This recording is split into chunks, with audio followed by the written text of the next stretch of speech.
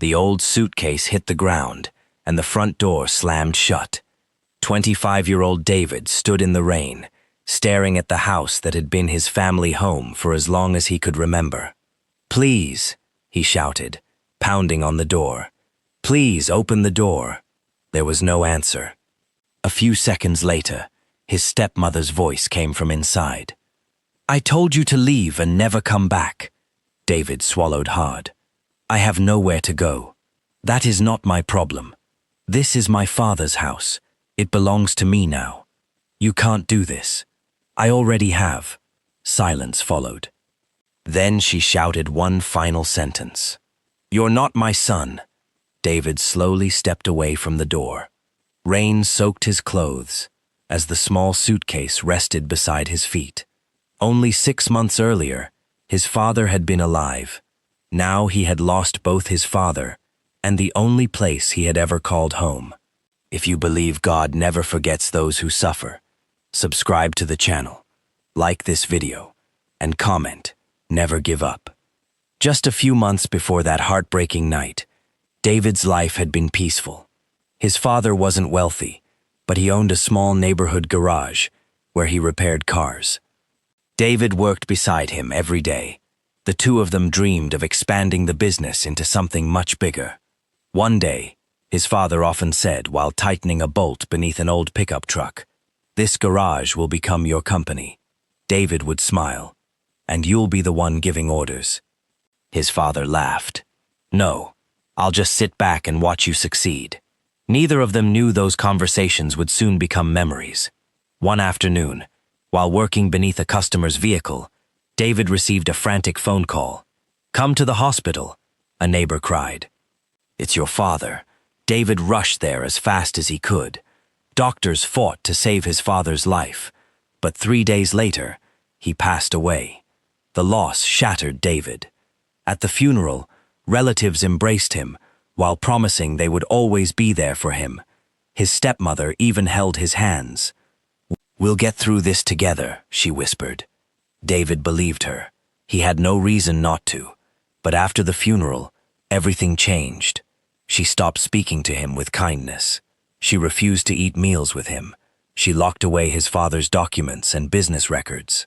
One evening, David entered the kitchen. "I'm hungry." Without looking up, she replied, "There's food, if you buy it yourself." David stared at her. "I've been paying the bills since Dad died. So? I'm trying to keep everything together. I'm tired of sharing this house." Weeks later, she quietly sold David's father's garage equipment. Then she sold his motorcycle. When David confronted her, she simply said, "I needed the money." One afternoon, David returned home from searching for work. He found his clothes packed inside an old suitcase. "What are you doing?" She looked directly at him. "You need to leave." David thought she was joking. "What?" "I've decided to sell this house." "You can't." "I can. Dad wanted me to inherit this place." She folded her arms. "Do you have proof?" David froze. His father had died before updating several legal documents. She smiled coldly. "Exactly. Please, don't do this. I have my own life. I'll move into the spare room." "No." "I'll pay rent." "No." "I'll sleep in the garage." I said no. For the first time in his life, David realized he no longer had anyone standing beside him. That evening, she placed his suitcase outside, locked the front door, and refused to answer again. And that was how a 25-year-old man with no family, no savings, and no home found himself sleeping on the streets. The first night was unbearable. He slept on a bench near a bus station. The rain soaked through his clothes. Every strange sound kept him awake. Morning arrived with an empty stomach and an uncertain future. David spent the following weeks searching for work. Some employers turned him away because they had no vacancies. Others promised to call but never did. He carried heavy loads at local markets whenever he could. Some days he earned enough to buy bread. Other days he went to bed hungry. One cold evening, exhausted and hopeless, David fell asleep outside an old automobile garage. Near midnight, someone gently tapped his shoulder. Young man. David opened his eyes. An elderly mechanic stood above him holding a flashlight. "What are you doing out here?" David sat up slowly. "I have nowhere else to go." The man studied him for a long moment. "How old are you?" 25. "Where's your family?" David looked away. "My father died." "And your mother?" "I lost her when I was a child." "What about your stepmother?" "She threw me out." The old man's eyes filled with compassion. After a long silence, he stretched out his hand. "Come inside." David hesitated. "I don't have any money." "I'm not asking for money." The elderly man smiled warmly. "I'm asking you not to sleep outside tonight." David accepted his hand. The man introduced himself as Mr. Johnson, the owner of the garage. He served David a hot meal. David ate quietly, trying not to show how hungry he really was. Mr. Johnson noticed anyway. "When did you last eat?" "Yesterday morning." The old man nodded thoughtfully. "You can stay here until you get back on your feet." For the first time since losing his father, David felt that someone genuinely cared whether he lived or died. After that night, David never slept on the street again. The next morning, Mr. Johnson handed him a clean set of work clothes. "If you're going to stay here," the old man said with a smile, "you'll earn your place like everyone else." David nodded. "I wouldn't want it any other way." From that day forward, he swept the workshop, organized tools, changed engine oil, and learned every part of a vehicle from the ground up. Although he already knew some basic repairs from working with his father, Mr. Johnson taught him skills that transformed him into a true professional. "Never rush a job," the old man would often say. "A customer may forget your name, but they'll never forget your work." David remembered every lesson. Months turned into years. The garage became more than a workplace. It became home. Mr. Johnson became the father figure David desperately needed. Whenever business was slow, the two men would sit outside the garage drinking tea. One evening, Mr. Johnson looked at David and asked, "If your father could see you today, what do you think he'd say?" David smiled. "He'd tell me to keep going." "I think so too." David worked during the day and enrolled in evening engineering classes at a nearby technical college. The schedule was exhausting. He often left the garage after sunset, attended lectures until late at night, returned to sleep for only a few hours, and started work again before sunrise. Many people told him he was doing too much. "You'll burn yourself out," they warned. David simply smiled. "I've already survived losing everything. Hard work doesn't scare me." His determination paid off. He graduated with top honors and earned professional certifications in automotive engineering and business management. Mr. Johnson could not have been prouder. The old man framed David's certificate and hung it on the garage wall. "This belongs here," he said, "so every customer knows they're dealing with the best." Years later, an opportunity changed David's life. A transportation company was searching for someone to repair and maintain an entire fleet of commercial vehicles. Several experienced companies submitted bids. So did David. Most people laughed. How can one small garage compete with the big companies? David ignored them. Instead of making promises, he showed them results. He repaired one damaged truck free of charge and returned it in perfect condition. The company's director was amazed. "You've earned the contract." That single opportunity transformed everything. David hired more mechanics. He rented a larger workshop, then another. Soon his business expanded into several cities. He no longer repaired only vehicles. His company began assembling customized commercial trucks and manufacturing automotive parts. Within a decade, David's company had become one of the fastest-growing automobile businesses in the country. Thousands of families earned a living through the jobs he created. Yet success never changed his character. He still greeted employees by name.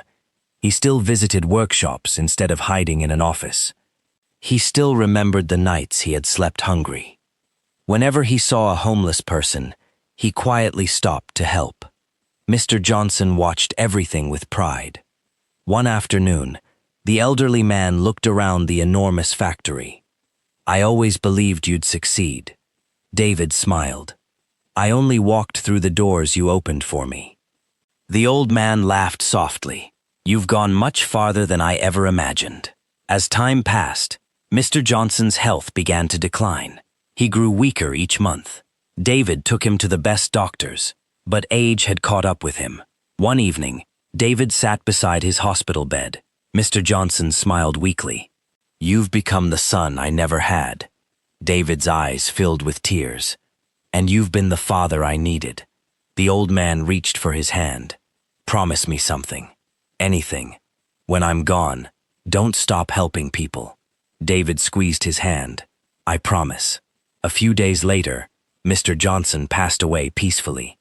At the funeral, hundreds of former customers, mechanics, neighbors, and employees gathered to honor the man who had spent his life lifting others. When it was David's turn to speak, he struggled to hold back tears. "I arrived at his garage with nothing but an old suitcase and a broken heart. He gave me food when I was hungry, work when I was hopeless, and dignity when I had lost everything. Every good thing I've achieved began with one act of kindness from this remarkable man." There wasn't a dry eye in the crowd. After the funeral, David fulfilled his promise. He established the Johnson Foundation, providing food, temporary housing, vocational training, scholarships, and employment opportunities for homeless adults and vulnerable young people. Thousands of lives were transformed. Every new training center displayed the same words at its entrance: "One act of kindness can change a life forever." 20 years after being forced out of his father's house, David returned to his hometown. This time, he didn't come carrying a worn-out suitcase. He arrived as the founder of one of the country's largest automobile companies and the benefactor of a brand-new vocational center built for people who had nowhere else to turn. Hundreds of residents gathered for the grand opening. Community leaders, journalists, business executives, and families filled the courtyard. David stepped onto the stage, wearing a navy blue business suit. As he spoke about hope, perseverance, and compassion, his eyes wandered across the audience. Then he noticed an elderly woman sitting quietly near the back. Her clothes were faded. Her shoulders were bent with age. She looked lonely. Something about her face felt familiar. After the ceremony ended, David walked toward her. She looked up politely. "Can I help you?" David smiled gently. "I think you already have, although you never meant to." She looked confused. "I'm sorry? Do you remember a young man named David?" Her eyes widened. She slowly stood to her feet. "David?" He nodded. Her hands began trembling. "No, it can't be." Tears filled her eyes. You're really David?" "I am." She covered her mouth and began to cry. "I heard you disappeared after leaving town." David remained silent. "I searched for you for years," she whispered. "I wanted to apologize." She lowered her head. "After your father died, grief turned into bitterness. I made decisions I'll regret for the rest of my life." Tears streamed down her face. "I lost the house years later. I lost my savings. I've spent every day wishing I could undo what I did." She looked into his eyes. "Can you ever forgive me?" David stood quietly. Memories rushed through his mind. The cold rain, the locked door, the hunger, the loneliness. Then he remembered another memory. A warm meal, a helping hand, a kind old mechanic who refused to let him sleep outside. Without saying a word, David stepped forward and embraced her. She broke down completely. "I'm so sorry," she sobbed. David smiled through his own tears. "You hurt me deeply." She nodded. "I know, but if that door had never closed, I might never have found the man who changed my life forever." She looked at him in disbelief. "You don't hate me?" David gently shook his head. "No, I forgave you a long time ago." The people watching nearby began applauding. Some wiped away tears. Others smiled through their emotions.